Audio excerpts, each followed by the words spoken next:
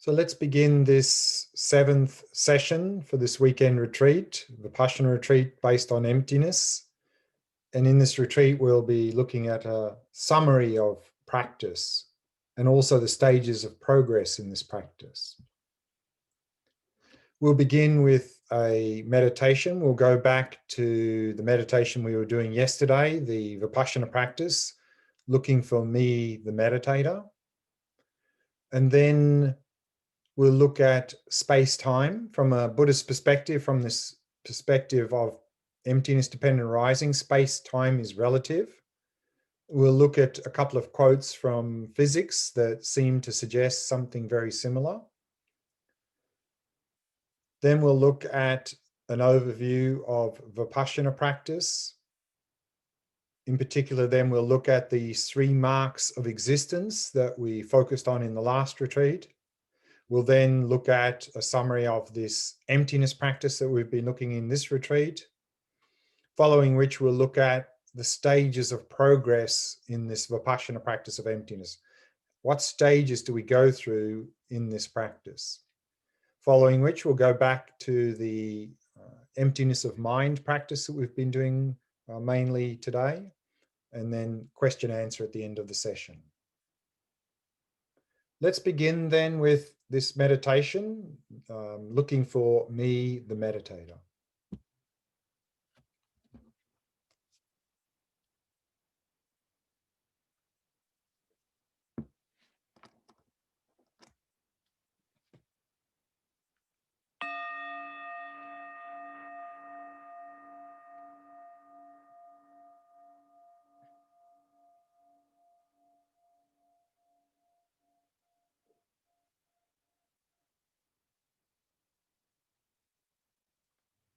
We begin, as always, by preparing the body, setting up a good posture, back straight and body relaxed.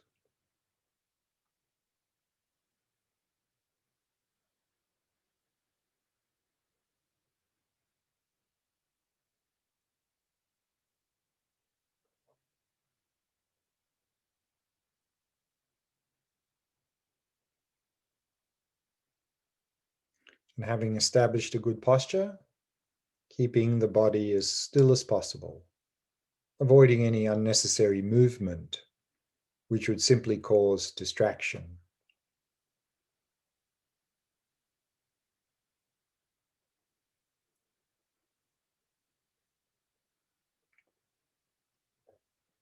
Allowing the breathing to settle into its natural rhythm. Not trying to regulate the breath in any way.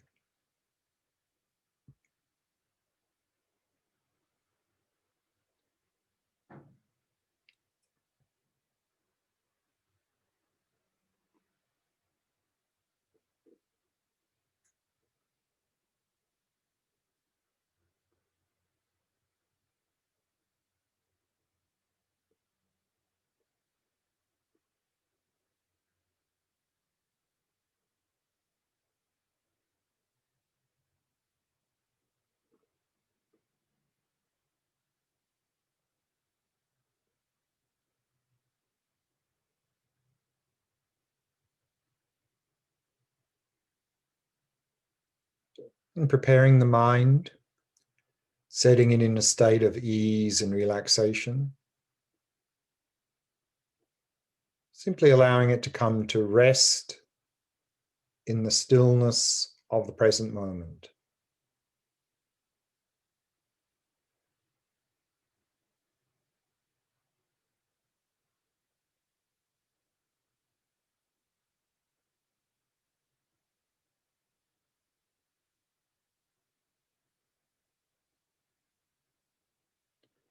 And to help anchor in the present moment, we can focus on the sensations of the breath throughout the body.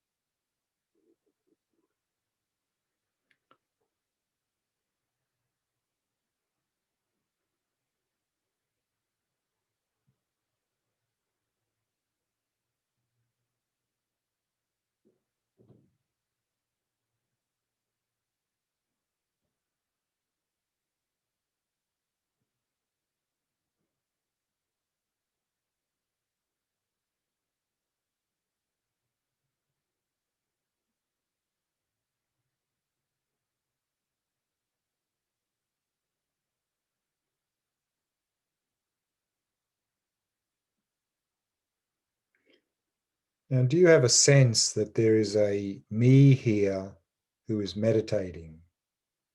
A me who is relaxing the body and trying to focus the mind on the breath.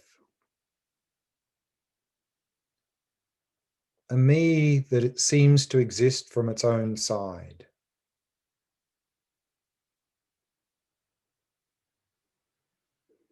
That seems to exist here, independent.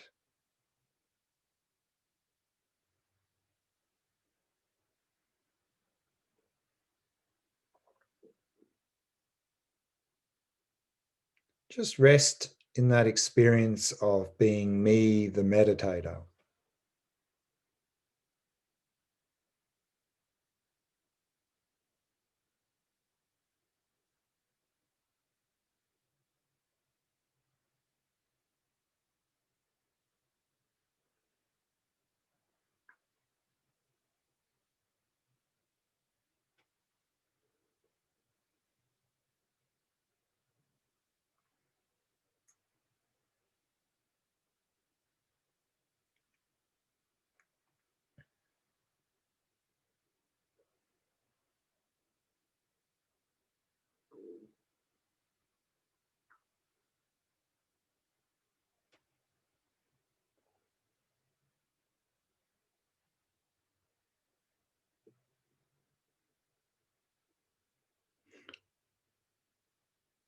Can this me who's meditating here be found anywhere?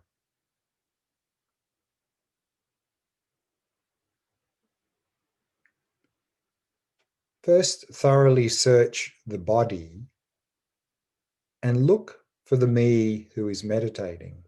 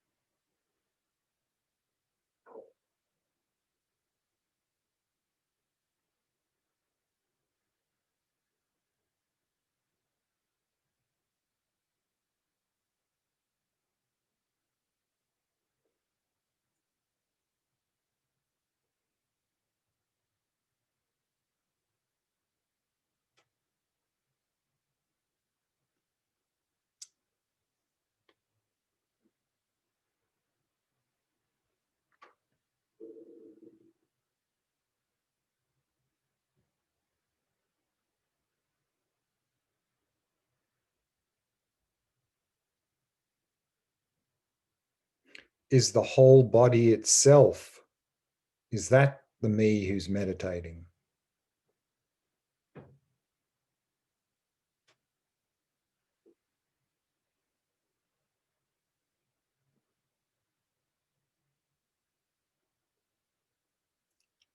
Or is the whole body itself simply something which me, the meditator, is trying to relax?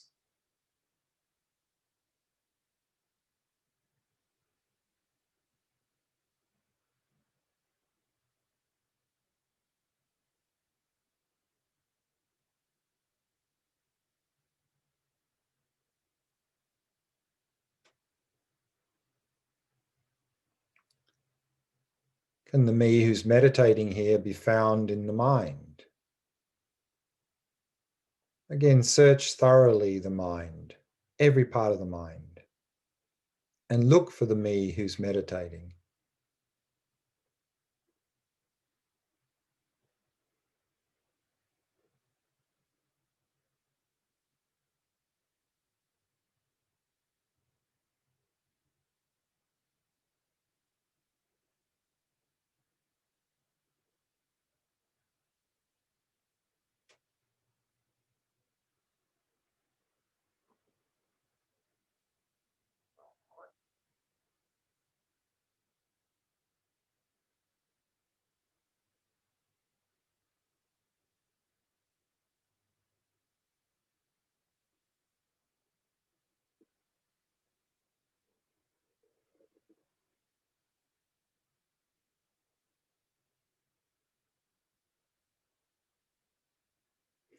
is the whole mind itself.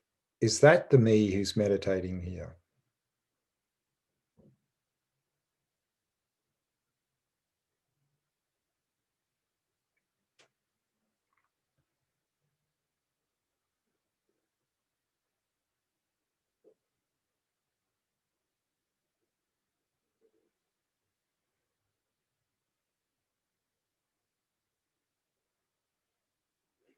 Or is the whole mind itself simply something which me, the meditator, is using to focus on the breath?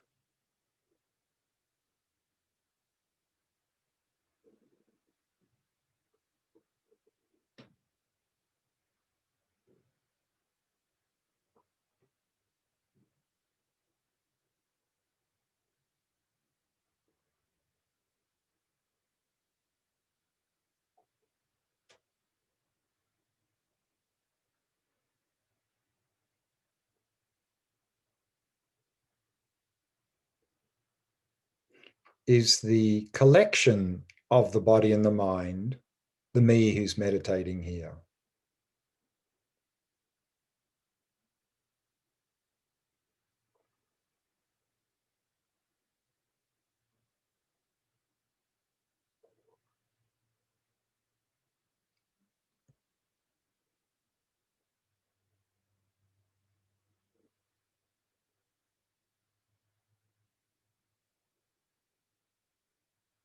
Or is the collection of the body and the mind simply two things which me, the meditator, is trying to train?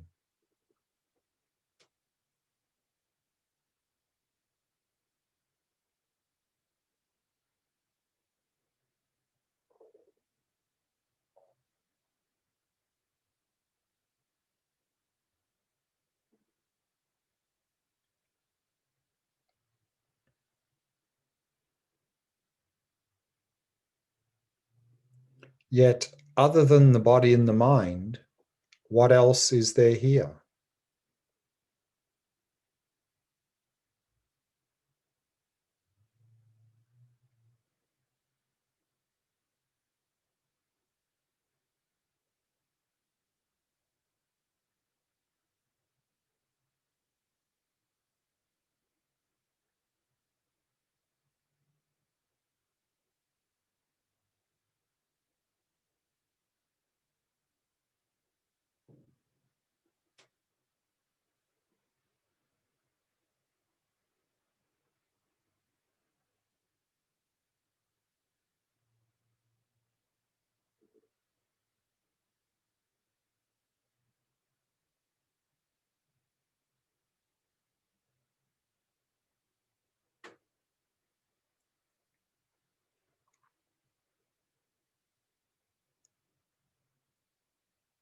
If there's nothing more than the body and the mind, then where is the me who possesses this body and mind? Where is the me who is training this body and mind? Where is me, the meditator?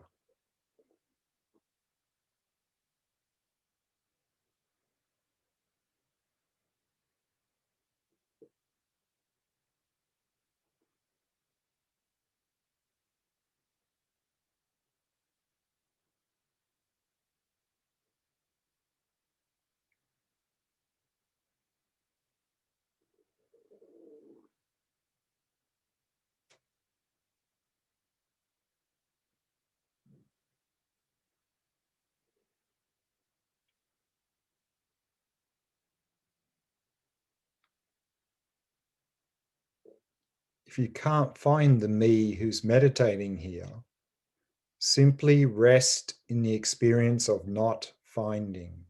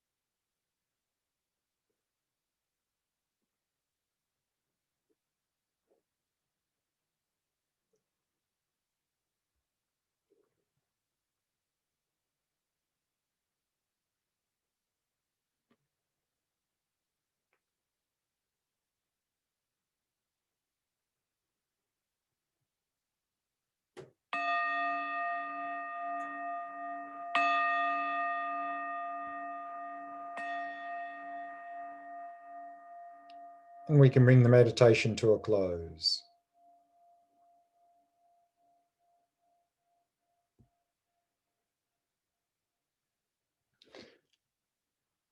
Space-time, from this perspective of emptiness, dependent arising, is relative.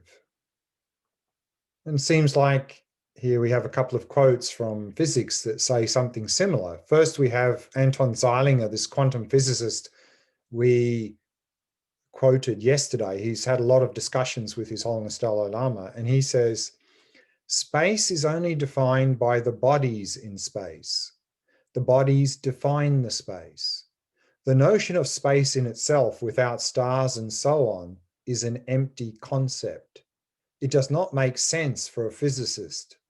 Space is a way of saying where something is. Time is a way to say when something happens. That can only be said in relation to something else. In itself, it has no meaning.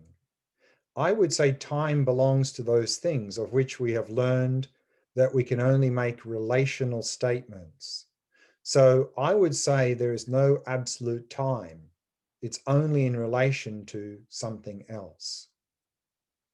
And in even maybe even a bit more provocative statement here we have from a brilliant up-and-coming theoretical physicist, Nima Akani Hamed, he's based in Princeton, and he says, many separate arguments, all very strong individually, suggest that the very notion of space-time is not a fundamental one. Space-time is doomed. There is no such thing as space-time fundamentally in the actual underlying description of the laws of physics. That's very startling, because for what physics is supposed to be about is describing things as they happen in space and time. So if there is no space-time, it's not clear what physics is about. That's why this is a hard problem. That's a serious comment. So a very interesting assertion. And from all accounts, Nima Kani Hamed is one of the most brilliant up-and-coming theoretical physicists of this century. Let's now go to an overview of Vipashyana practice. We saw in the last Vipashyana retreat that the foundation of all Buddhist traditions are these Four Noble Truths. The situation, the condition we find ourselves in, why we're stuck in that state, the fact that we can be liberated from all suffering and its causes, and the path leading to that. And here in the Four Noble Truths, the fundamental ignorance that is keeping us trapped in this cycle of existence called samsara is grasping to an autonomous self. And thereby, if we engage in Vipashyana practice to realize no autonomous self, we can overcome mental afflictions and suffering and achieve this goal of nirvana, complete liberation. And these Four Noble Truths are the basis of the Theravada Buddhist traditions. Whereas these perfection of wisdom teachings that we mentioned a little bit earlier in this retreat, in these teachings, the Buddha went on to say that how we see the world is also a problem. Not just how we see ourselves as a person, but also how we see the world as a problem. That there seems to be an independent objective world there, but there is no such world. And therefore, the world does not exist as it appears. The fundamental ignorance we are suffering from there, according to these teachings, is this grasping to independent existence or inherent existence. Therefore, the Vipassana practice, the wisdom practice we engage in, is this Vipassana practice coming to realize emptiness, coming to realize that everything is empty of independent existence. And thereby we can overcome mental affliction, suffering, and achieve full enlightenment. The difference between nirvana and enlightenment we'll see a little bit later in this session. These perfection of wisdom teachings are the basis of the Mahayana Buddhist traditions. And so we saw, we saw there that we have a number of distorted views of reality. And the four main distorted views that we are focusing on in this sort of Vipashyana practice is, the first one is we tend to see things which are changing as unchanging. We tend to equate pleasure with happiness. We tend to see where there is no self as self, and we grasp onto things which are dependent as independent. And therefore we cultivate these four insights in Vipashyana practice to overcome those four distorted views.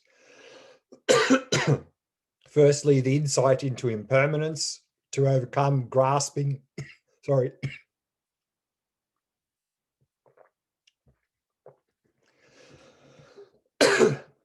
the insight into impermanence to overcome the first distorted view. And lost my voice. I think I'm talking too much. Then an insight into suffering to overcome the distorted view, thinking pleasure is happiness. Insight into no self to overcome the distorted view of grasping to self. And this insight into emptiness that we've been mainly focusing on this weekend to overcome grasping onto things as being independent. And so therefore, when we talk about Vipassana, or in the Theravada traditions based on Pali, it's called Vipassana practice. So in the Theravada Buddhist traditions, when we talk about Vipassana practice, we're really talking about these first three insights into impermanence, suffering, and no self, all the three marks of existence. Whereas in the Mahayana Buddhist traditions, based on the Sanskrit tradition, we of course come to these three insights of impermanence, suffering, and no self in Vipassana, but the main emphasis in Vipassana practice is this insight into emptiness, or in Sanskrit, shunyata. In terms of those three marks of existence, which we looked at in the last retreat, then the insight into impermanence, what benefit does that give us? And when we talk about insight into impermanence, we're talking experiential. We're not just talking about intellectual, as we're going to see a little bit later. I think we all now intellectually accept that everything's changing moment by moment. But that doesn't really help us so much in our life, because our behavior is not driven by our intellectual understanding. Our behavior is driven by our instinctive habit. And our instinctive habits are sort of telling us that actually things are quite stable instinctively. They seem quite stable.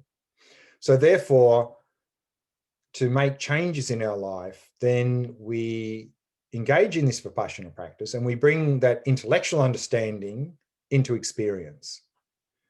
And if we can bring intellectual understanding into experience in terms of intellectual understanding of impermanence, if we can start to experientially see things as changing moment by moment through Vipassana practice, then that will greatly reduce our attachment, because there's nothing to grab. If we see things as constantly changing and flowing, there's nothing for attachment to grab hold of. So often this is really emphasized a lot as an antidote to attachment. And thereby we'll also enjoy simple pleasures in life more. But also we saw in the previous retreat that this insight into impermanence really provides us an effective basis for all the other three insights of suffering, no self, and emptiness. In fact, an insight into impermanence is very close to an insight into emptiness.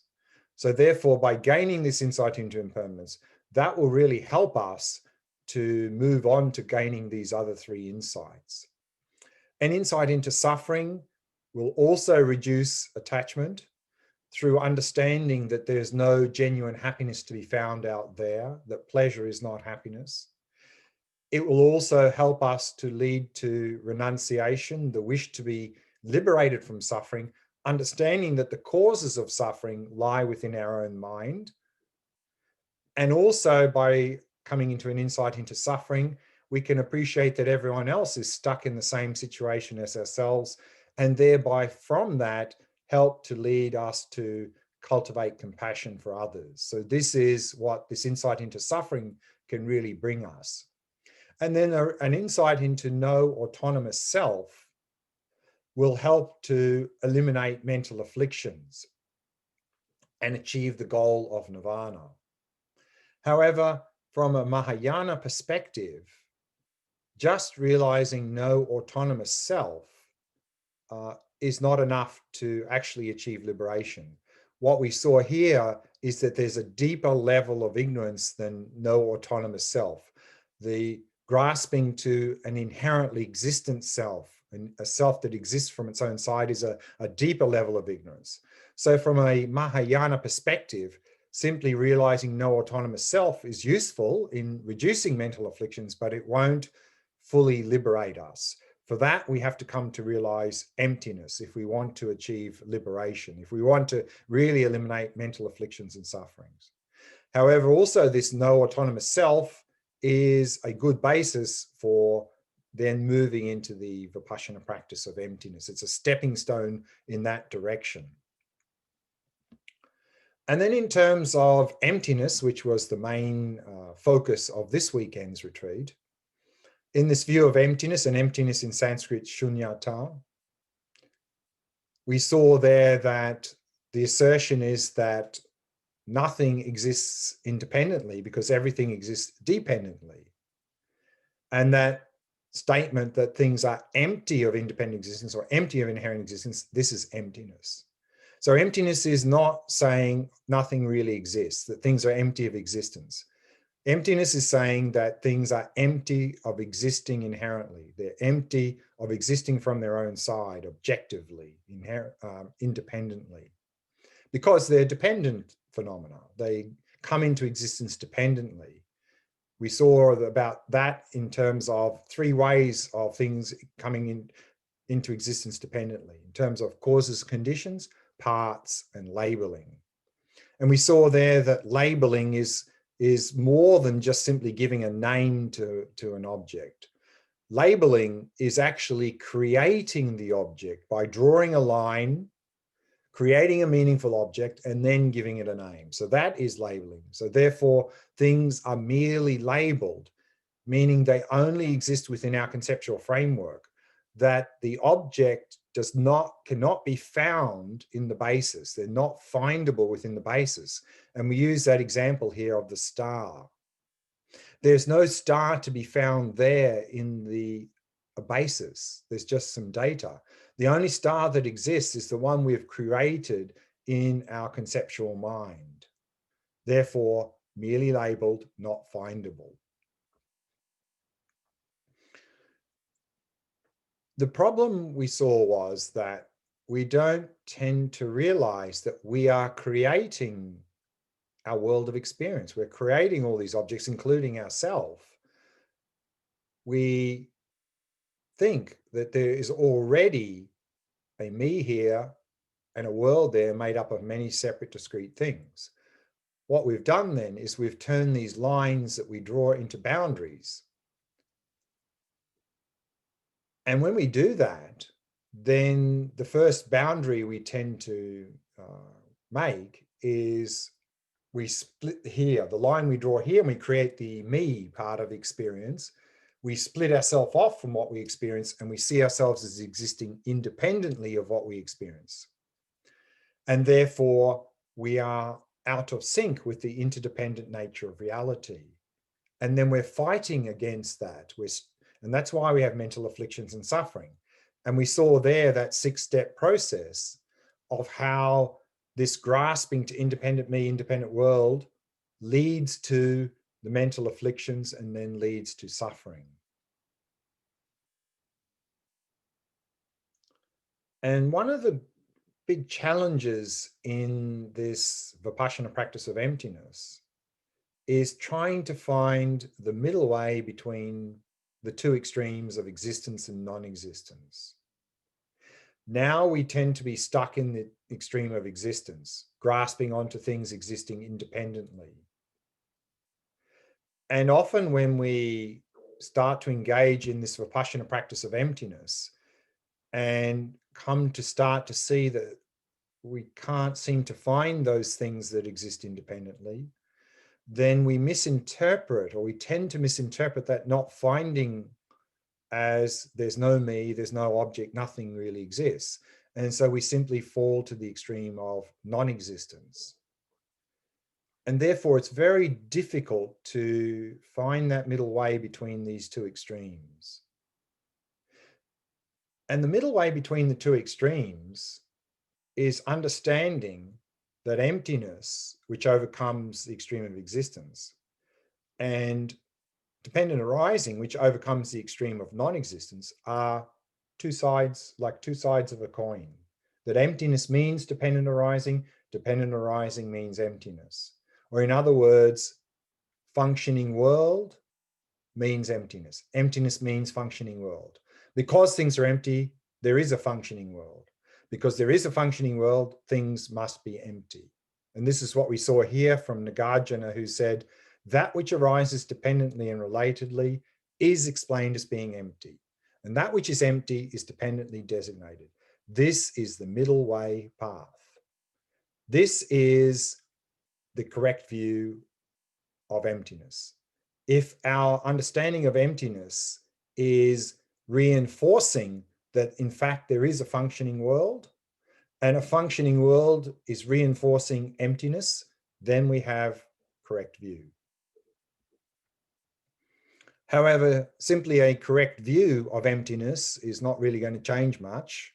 Just like we have a correct view of impermanence, intellectually, that doesn't change much. We have to bring that into experience. We have to, on the basis of having a correct understanding of emptiness, then we make that experiential.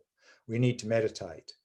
And very often it's recommended that when we begin this Vipassana practice of emptiness, we begin with investigating me, the person.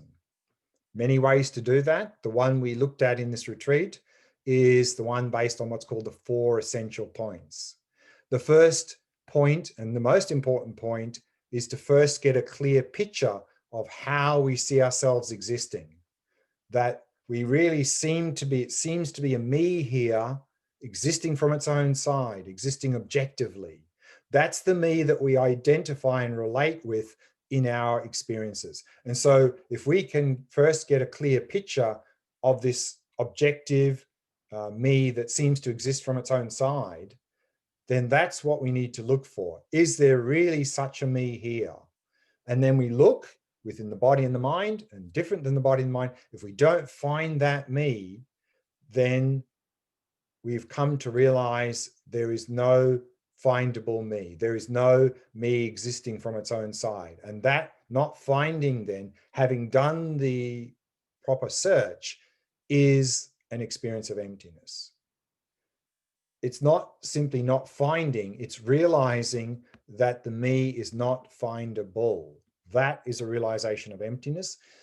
If we come to that experience in meditation, we hold that experience as long as we can. The longer we can hold that experience, the more that experience will penetrate our mind, the more residual effect that will have after the meditation. And we'll talk a little bit more about that shortly. And then we go on to focusing on other things like the body and the mind and so forth. And we saw the Heart Sutra quote there that sort of also had a similar approach in terms of the sequence of what to investigate. Now, in terms of stages of progress in this practice, we saw earlier in the shamatha practice, when we looked at this shamatha chart, the last one was actually describing Vipashyana. The meditator with the sword in their hand, right hand, is a sword of wisdom. So this is Vipashyana. And we saw there in that diagram, the description was the root of samsara is cut by the union of shamatha and Vipashyana observing emptiness. So if we want our Vipashyana practice of emptiness to fully penetrate the nature of reality, then we need a very calm, clear, focused mind as a basis, the mind of shamatha. Now, in terms of the stages we go through, we can first talk about the three wisdoms. First, the wisdom of hearing. We need to hear some instructions about emptiness. Then we need to think about those instructions. That's the wisdom of contemplation. So reflecting and contemplating on the instructions we receive will lead us to gain a correct intellectual understanding of emptiness. But then we need to apply that understanding in meditation to gain the wisdom of meditation, observing emptiness. So we can talk about these three stages of practice then. The first stage of practice is to gain that intellectual understanding. And here the Tibetan word I like is very short, is go. So this is from the wisdom of hearing and contemplating, to gain an intellectual understanding. Then, based on that intellectual understanding, we meditate. And we meditate and we can come to the second stage of practice. That is, we can come to a little taste or experience of emptiness in meditation. This is, in Tibetan, is called nyam. Now, depending on how strong an experience we have of that emptiness in meditation, then that experience may have some residual effect after the meditation, maybe for some moments, some minutes, some hours, maybe even for some days. And during that time where that experience of emptiness is still affecting our mind after the meditation, you'll notice a few things. Your mind will be more quiet. You'll notice that your mental afflictions are not as strong. And if they come up, they tend to last less. They're weaker and they last shorter time. And we also have a closer sense of love and compassion for others a little bit. But that'll wear off and we'll go back to our normal habits. Therefore, what we want to do is to stabilize those experiences so they're more long lasting.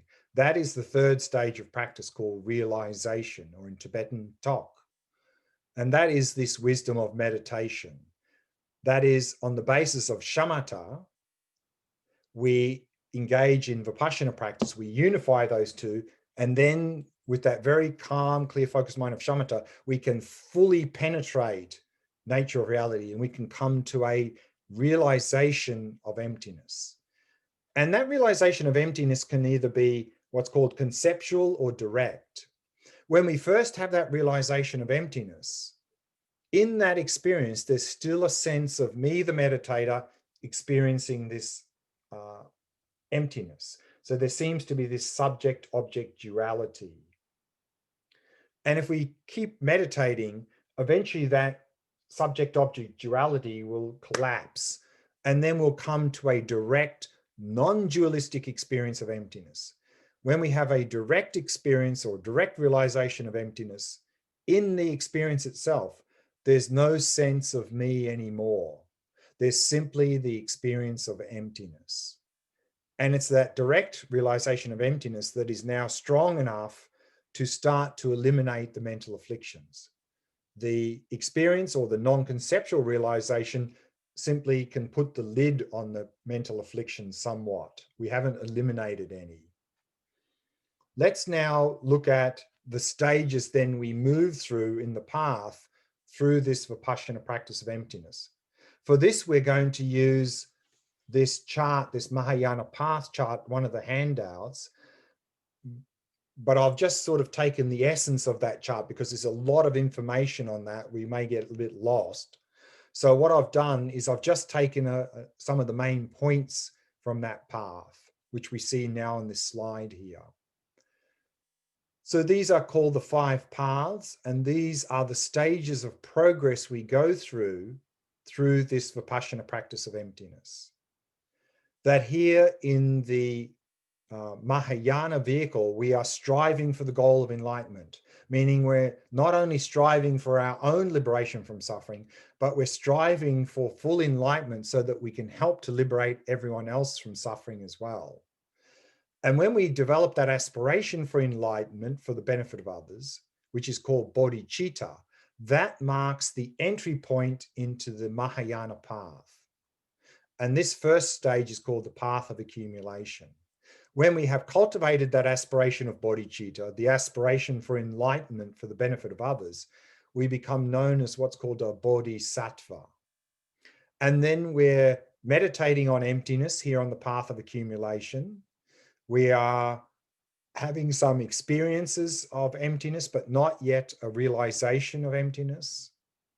When we unify shamatha vipassana and come to realize emptiness, that's when we move to path of preparation, when we have that union of shamatha and vipassana observing emptiness. And initially here, we have a conceptual realization of emptiness, meaning it's not yet strong enough to start to eliminate mental afflictions. So here on path of preparation, the second stage of the path to enlightenment, we're preparing for our first direct experience of emptiness, direct realization of emptiness. So when we're meditating on emptiness here, there's still a sense of me, the meditator, realizing emptiness. But as we continue to meditate on emptiness and continue to have these realizations, this sense, apparent sense of duality starts to collapse. And eventually it completely collapses. And then we move to the third stage of the path called the path of seeing emptiness directly, where we have our first direct, non-conceptual realization of emptiness. Once we have that, we become what's called an Arya Bodhisattva. So an Arya is anyone who's had a direct realization of emptiness. And now we're really on a one-way ticket out of samsara. It's only a matter of time now before we achieve enlightenment. Then over the next stage of the path is called the path of meditation, which really means here the path of familiarization, which means we continue to meditate on emptiness, realizing emptiness again and again. Because one realization of emptiness is not enough to eliminate all mental afflictions. So we have to continue to realize emptiness directly in meditation and slowly wiping out more and more layers of mental afflictions. And we do this over the path of meditation, which is divided up into 9 parts. And together with the path of seeing before it, we have what's called the 10 grounds or the 10 bhumis. So when we're moving along the path of meditation, eliminating these mental afflictions, then by the time we reach what's called the 7th ground, we've eliminated all mental afflictions, therefore eliminated all suffering, therefore we've achieved nirvana. Therefore we've eliminated what's called the afflictive obscurations, which are ignorance and all the mental afflictions that come from that. But here on the Mahayana path, we have the further goal of enlightenment. What do we need to get rid of to move from nirvana to enlightenment is this mistaken dualistic appearance, that this is very difficult to get rid of. So even though on the 7th ground, we've eliminated all ignorance, mental afflictions and suffering, these subtle stains in our mind are still there, which is causing this mistaken dualistic appearance. And that's what we're eliminating over what's called the last 3 grounds there on the end of the path of meditation. And then when we, right at the end of path of meditation, we sit down for the last time, meditating on emptiness, realizing it directly, we wipe out the last subtle stain in our mind, and then the whole world appears to us at the same time as we're realizing emptiness. Before that, we could either see the world or be completely absorbed in emptiness. We had to alternate the two. But now, because we've eliminated all those subtle stains in our mind, now we're realizing emptiness and we're seeing the world at the same time.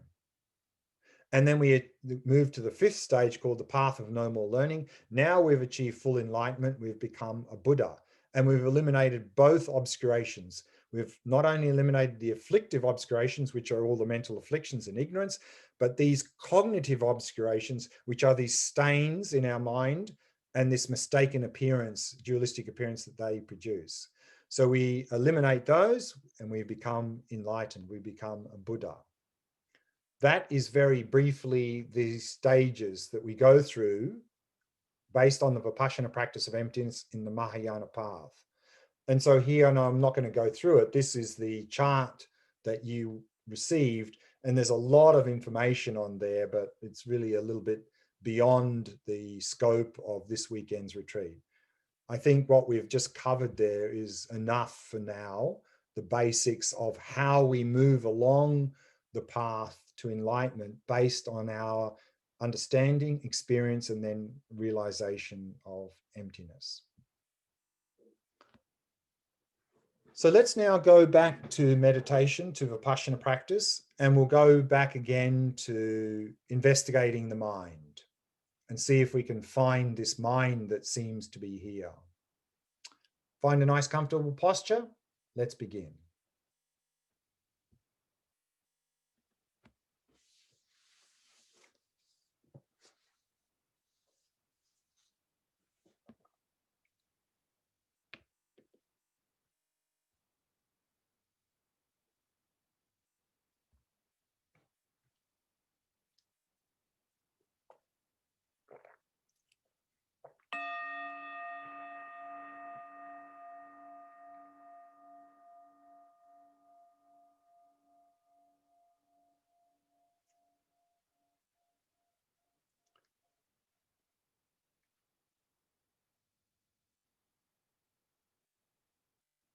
We begin by preparing the body.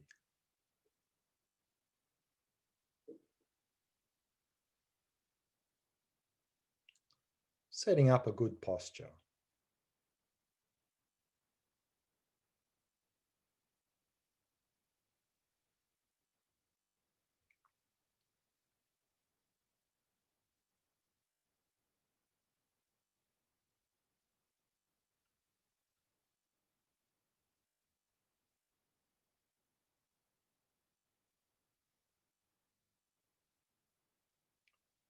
Allowing the breathing to settle into its natural rhythm.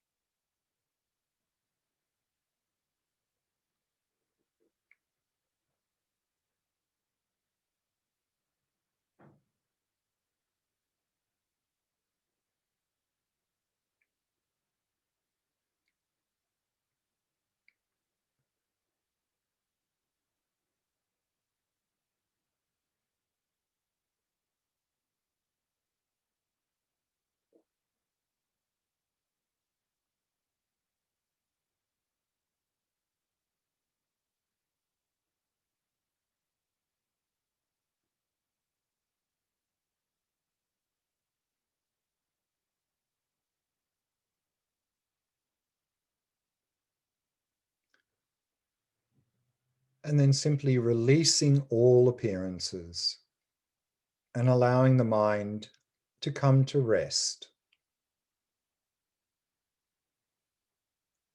Not doing anything at all.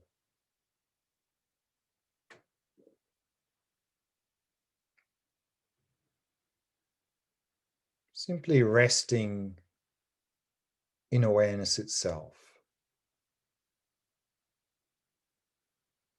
Resting in that stillness of the present moment.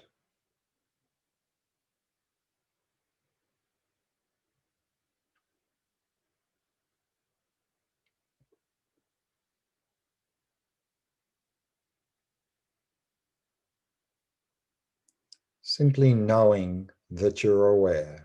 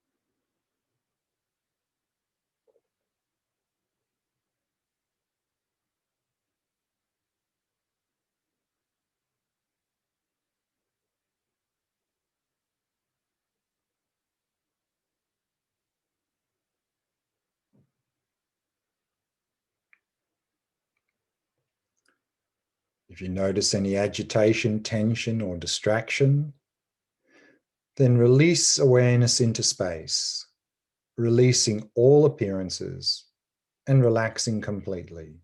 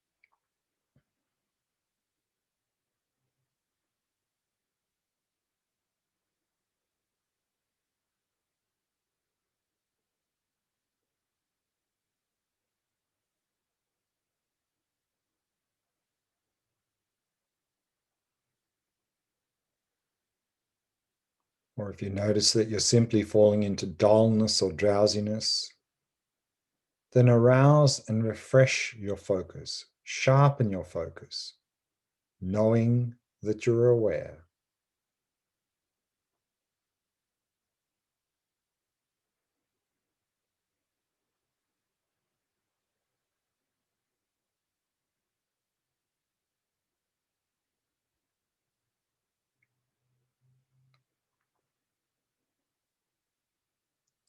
And simply resting in awareness.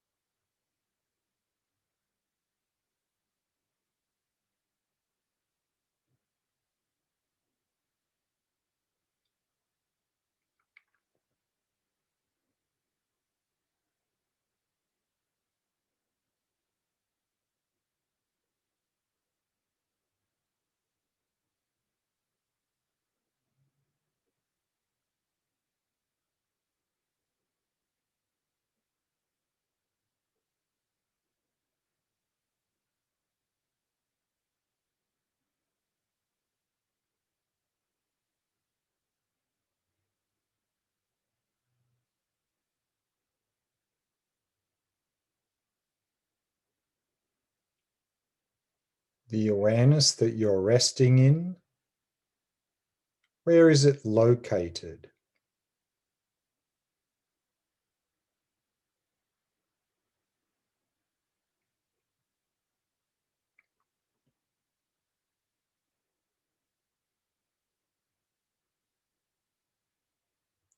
Is it somewhere inside the body? Is it somewhere outside the body?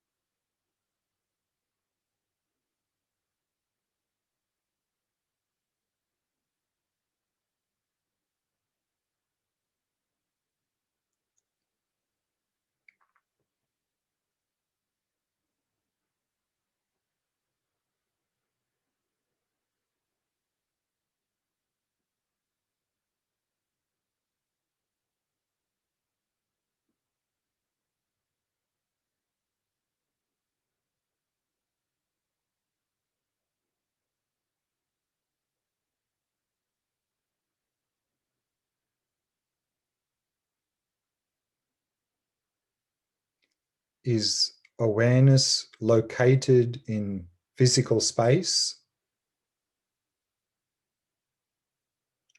or is physical space located within awareness?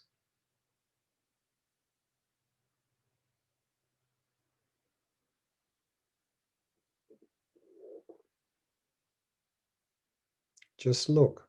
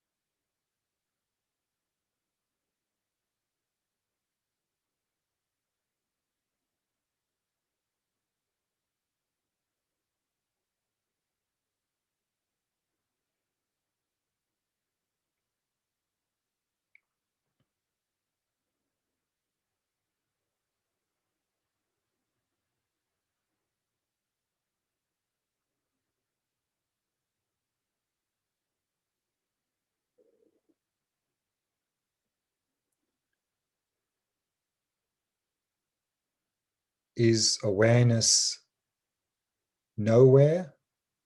Because in fact, it is everywhere.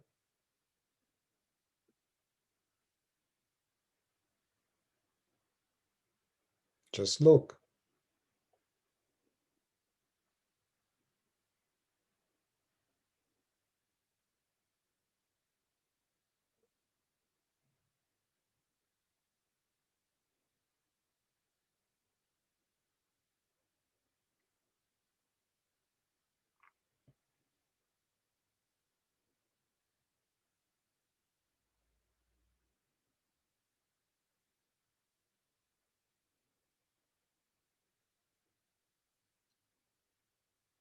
And then release all investigation and allow the mind to come to rest,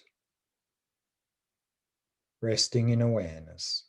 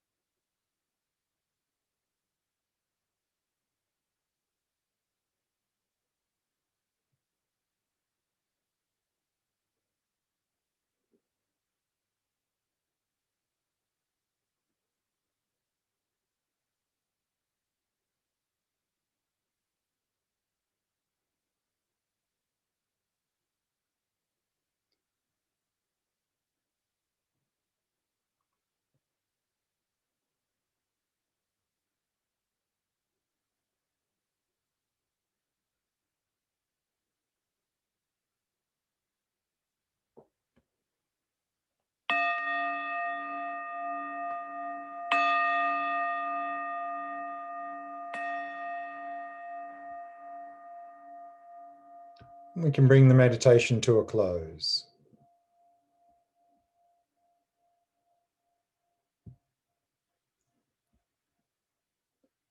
We have some time for question answer now. So if anyone has any questions, ask away.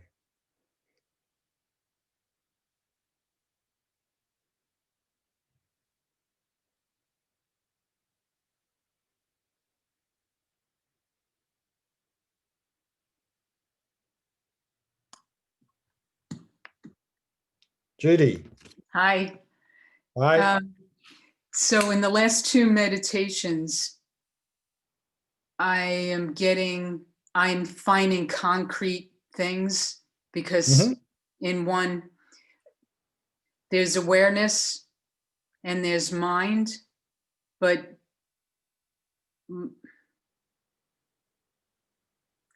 aren't they relative? Don't they exist because they're relative to one another? Again, it depends how you're using the word mind versus awareness. as we saw in an earlier session, when we speak very generally, mind, consciousness, awareness can be interchangeable. When we say we're resting in the mind, that's the same as saying we're resting in awareness. It's the same as saying we're resting in consciousness. But going to the earlier definition of what mind is, Yeah. clarity and Clear and awareness. knowing. Yes, that's right. So it's one and the So same then, it seems. what's one in the same? Mind equals, mind is, mind and awareness are relative to one another conceptually. Oh, you mean just the terms, mind and awareness? Well, if we're speaking very generally, they're just two different words referring to the same thing, referring to clear and knowing. But in the meditation, we were trying to find, we were meditating on awareness. Right. Where is it Right. located? Yeah. Well, I could say it's located in the mind, which is outside of physical. Right. The reason I tend to use the word awareness in these practices is that when we say the mind, the consciousness, people are immediately grasping them as a thing. Whereas when I say awareness, it's not the awareness, it's just awareness. So it's a little bit harder to grab it by just saying awareness.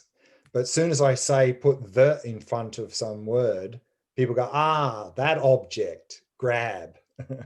So I specifically, deliberately in these meditations, I mean, I could have said, where's the mind, you know? Is it inside the body? Is it outside the body? I could have said, is consciousness, is that inside the body, outside the body? But again, because generally when we use word mind and consciousness, we prefix it with the mind, the consciousness. And people go, oh, there's a thing there somewhere. Whereas when you say awareness, it's a bit harder to grab. Yeah. It's the entity, the. Yeah. Okay. Yeah, exactly. So I deliberately, you know, in my slide here, I say emptiness of mind. I didn't say emptiness of the mind. I just say emptiness of mind. Got it. Deliberately, because as soon as we put that in front of something, people, there's a entity there that to grab hold of. So to sort of try to release that a little bit, it's helpful to use language to support that. And that's what I've been trying to do a little bit. Yeah. Thanks. Okay. Thanks, Judy. We've got time for a couple more questions. Is there maybe a chat question there? There is, yes. There's a question from Peter. Mm-hmm. Glenn, could you come back to your comment that insight of impermanence is close to emptiness? What makes it similar? Yeah, okay. That I think we came up with that, was it in the last Vipashyana retreat. Normally when we talk about impermanence, it's described as things changing moment by moment. And again, here language then tends to suggest there's a thing here in the present moment. In the next moment, it becomes a different thing. And then it becomes a different thing and it becomes a different thing. And so we have this sort of chunky idea of impermanence. A thing changes into another thing, changes into another thing. But this is not really impermanence. Because if we have a thing existing in the present moment, then the moment has duration. No matter how short it is, there's duration. So if there's a thing existing in the present moment, it means during that brief period of time, there's no change because it's a thing existing for that moment. And therefore, it's not impermanent. And therefore, if it didn't change during that brief moment, why would it suddenly change? It couldn't. So that is not impermanence. Impermanence is just a continuous flow of change. That's impermanence. There are not things changing from moment to moment. There's just flow of change. And if we really realize that impermanence really means flow, a continuous, unbroken flow of change versus things changing moment by moment. If we realize impermanence means that, then in that continuous flow of change, where is there any objects objectively? Where is there anything to be found objectively there? There can't be, because it's just a flow of change. And so if we realize that, we're very close to realizing emptiness, because another way of saying emptiness is there's nothing to be found there objectively, because it's just flow. In that sense, in that way, a realization of impermanence can really get us very close to realizing emptiness. And that can be a very helpful way of approaching emptiness, through the impermanence way. And one or two of the meditations we did in this weekend retreat, I sort of tried to bring in a little bit of that flavor of impermanence in our investigation to help us, because I think that this can be quite powerful and a little bit easier to follow than some of the other ways of investigating that we looked at this weekend. So hopefully that helped or clarified. I think there's one or two more chat questions. Yes, Peter says, thank you, that clarified it. There's a question from Thomas, and it's a multiple question. Mm-hmm. Thank you for a really good explanation of the 5 paths. Mm-hmm. Could you say a little bit more about the categories associated with the path of preparation? So the 4 levels: heat, peak, forbearance, and I think the 4th one was supreme download. Well, that's a very technical question, but to basically keep it very simple, we can say that those 4 stages is just a deepening of that realization of emptiness. We said that even on the path of preparation, when we're realizing emptiness in the realization, it's still dualistic. There's still a sense of me, the meditator, realizing this thing, emptiness. And over those 4 stages, that apparent subject-object duality starts to collapse. I think the sense of object drops away, then subject, but those 4 stages is a deepening and getting closer to non-conceptual. There are other descriptions of other things going on at the same time, why those are called that, the heat, peak, and so forth. But that's way beyond the scope of this weekend. But the simple explanation is that we're just deepening the realization of emptiness, moving from conceptual closer and closer to non-conceptual. And eventually at the end of that 4th stage, when we get to the path of seeing, then it becomes completely non-conceptual. Any other questions? I think we have still time for one more question before a break. It might be a good topic for a weekend in the future. Yes, I mean, the 5 paths it's quite a technical topic, but if we're looking at a comprehensive understanding of emptiness and the practice of emptiness, then that's an integral part of that. So yes. Thomas is asking if you could suggest some resources to find this model in a PDF format. Sorry, the question was? If you could suggest some resources where what we just covered is represented in a chart or a model that can be downloaded. You mean the Mahayana path chart? Yes. I mean, you've got that already. I mean, yes, we have got a copy of that. Thomas says it's not there. I think they've been, I've got them in the Google Drive, those there, they're all there. And then I don't know if you've sent them out on email as well. Yes. I was meaning a place where we can read a bit more about the model that you already shared, Glenn. Oh, to study that Mahayana path. mhm. That's, yeah, okay. There's a number of different, I mean, that's basically that I put that chart together myself, and it really comes from a lot of different sources that I've stuck together rather than just one source. So it comes from many different sources. When I studied Abhisamamkara, grounds and paths, all of these various things, I've basically put together the information based on all of these various topics. Okay, So there's thank not you. It really a comes single through. It source. was a very nice explanation. It made a lot of sense. Okay. Thank you. Sure. Okay, thank you. Hopefully we can have more teachings on it with you, Glenn, in the future. Well, let's see. Let's There's see. a question from Ralph. Sure. One last question, then we'll take a break. Trying to summarize my takeaway, understanding of the world. If we continue breaking down the boundaries, dissembling concepts into parts, body to arm to fingernail to protein and so on, we end up with nothing. But the process of functioning, example bending the arm, brings the nothingness back to existence. This needs an observer and time to witness the functioning dependent arising. Right. But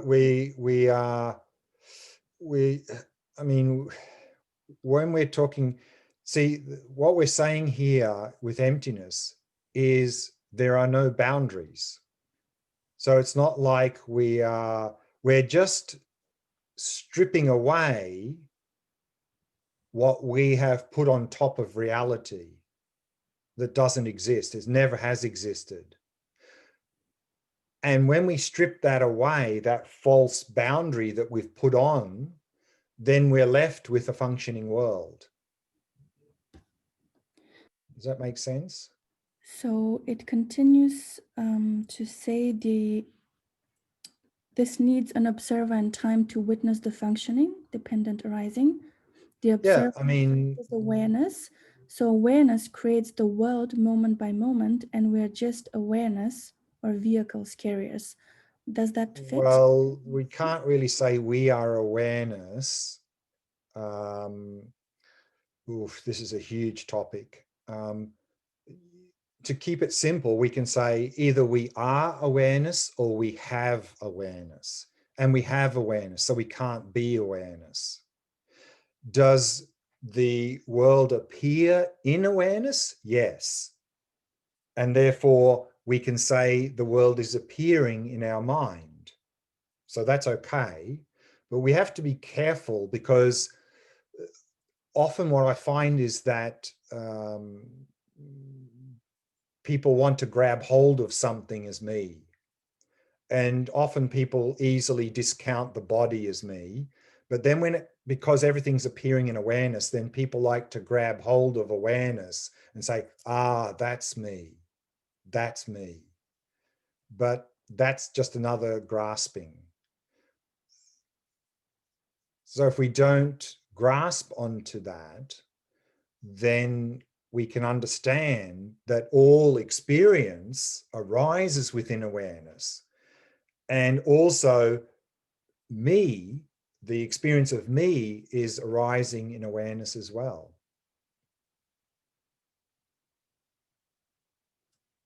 So I don't know if that makes any sense.